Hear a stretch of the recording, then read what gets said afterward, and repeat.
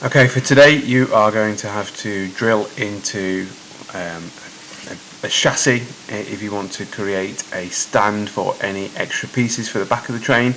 To drill a hole that you require, you need the right kind of drill bit to drill what's called a friction hole.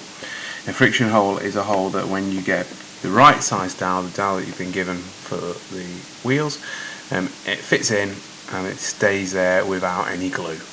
You can put glue on to give it a little bit of extra strength, but it is held by friction.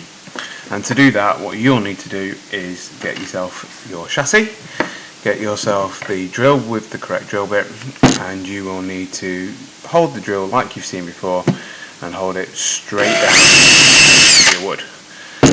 The reason that I'm showing you on the visualizer rather than actually showing you using a vise, which is less safe, so please use the vices you've been shown before, I would like you to see how to change the drill bit. So to change the drill bit for different size holes, you need to use this, which is the chuck, and you need to have a separate drill bit ready to change, and these will be at the front of the class ready for you to swap around.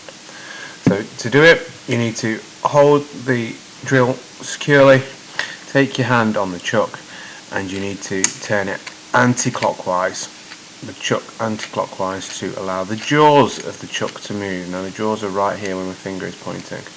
What that will do is it will loosen to let you take the drill bit out. You can loosen it a little bit more to replace it with the drill bit that you want. Depending on how thick the drill bit is, you might need to just move the jaws back a little bit more. What you'll then need to do is you'll need to re-tighten it by turning the chuck clockwise until it locks into place. Operate the drill and see whether it works. Just check it's turning properly, and if it is, you're all sorted, you're good to go.